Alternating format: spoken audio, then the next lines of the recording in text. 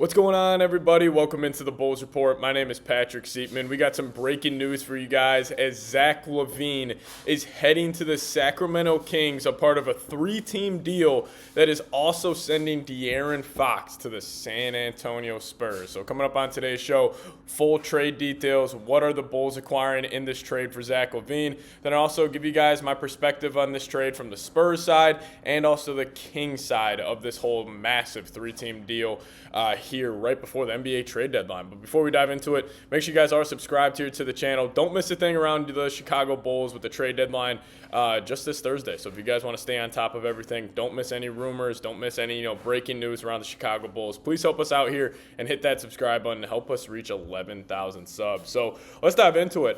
First off, what are the Bulls getting in this deal? They're getting Zach Collins from the San Antonio Spurs, Tre Jones, Kevin Huerter, and also their rights back to next year's first-round pick. So start off there. I think that is the biggest piece of this trade for the Chicago Bulls, is them just getting their own 2025 first-round pick back, because my biggest concern heading into this season, no doubt, was the Bulls somehow making the play-in tournament and you not getting next year's first-round pick in a very loaded NBA draft, in my opinion. And right now the Bulls are 21-29. Yeah, that's not a good record by any means, but they're the 10 seed in the Eastern Conference. You had a good chance to not get that first-round pick. So even if the Bulls continue to win games post the Zach Lavine era here in Chicago, it is great to know that they have their own rights to next year's first-round pick. So the three players are getting Zach Collins, Tre Jones, and Kevin Huerter.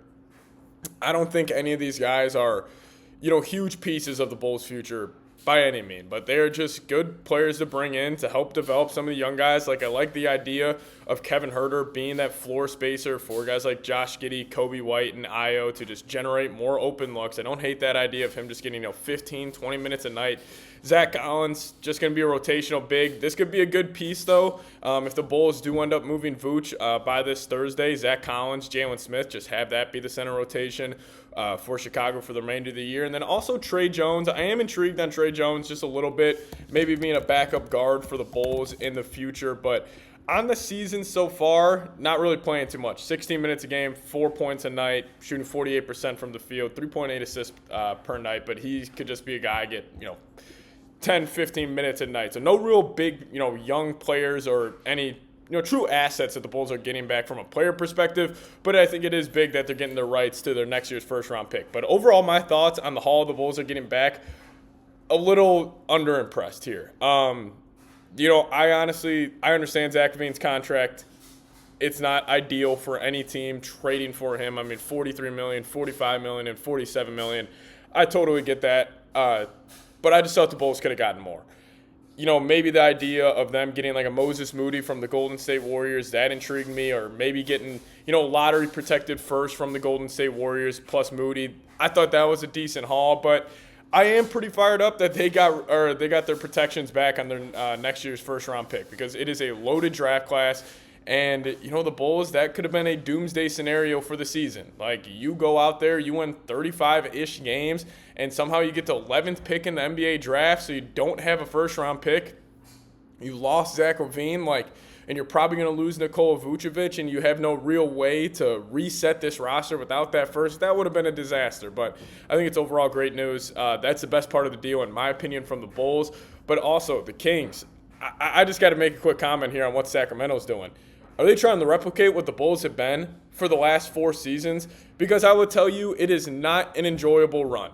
When you are just consistently in the play-in tournament, your fans just naturally just get apathy towards the team, where eventually they would just check out, because year in, year out, you're not good enough to compete for NBA championships, but you're also not bad enough to have a top 5 pick and get a young star like we have seen over the last 3 years. I mean, Wemby, Cade Cunningham. I mean, there have been some stud first overall picks over the last 3 years, and the Bulls haven't been near there. And it kind of seems like that's what the Kings are doing. I mean, they're going to have DeMar DeRozan and Zach Lavine. They are also getting 3 first-round picks in this deal and 3 second-round picks. Also, should have mentioned that on the Bulls side of things. They are giving up 1 of their second-round picks in this deal. But Still, I just don't really get it from the Kings side of things. We'll dive into the Kings side of things here a little bit more, and also want to talk about the Spurs side of this trade, as I think they got an absolute steal. But first off, grade this trade from the Bulls side of things. Give me an A, B, C, D, or F down below in the comments section, and what you guys are getting down there. And let me know your thoughts on this deal from the Chicago Bulls side of things. Let me tell you guys about today's sponsor, and it is PrizePicks. Now, if you guys download the PrizePicks app today, plug in that promo code CLNS. You guys will get $50 instantly after you play your first $5 lineup. Download the PrizePicks app today, plug in that promo code CLNS, get $50 instantly after you play your first $5 lineup. Now, what is PrizePicks? PrizePicks is the best place to get real money sports action. With over 10 million members and billions of dollars in awarded winnings, PrizePicks has made daily fantasy sports accessible to all. You just pick more or less on at least 2 players for a shot to win up to 1,000 times your cash. Run your game all season long on PrizePicks. Now, if you guys are watching a Bulls game, Blackhawks game, any type of game out there, and you guys want to add a little more fun to the game, increase your viewing experience, PrizePicks is the #1 way to do so. So give them a chance. Download the app today. Plug in that promo code CLNS. Get $50 instantly after you play your first $5 lineup. But massive shout out to PrizePicks for sponsoring today's show. PrizePicks, run your game. All right, final thoughts here on the trade. Just from the Spurs side of things. What a steal this was. You're giving up 2 first-round picks that aren't your own, and then your own 2027 first-round pick. So they're giving up a Hornets pick in 2025, that Minnesota Timberwolves pick that they traded Rod Dillingham for this past NBA draft, and that's it. Yeah, you're giving up Tre Jones, Zach Collins, just rotational guys, but you're getting De'Aaron Fox, and you didn't even have to give up Devin Vassell, Castle. You still have your whole core. Keldon Johnson. No true young players you had to give up. Just one of your own first-round picks.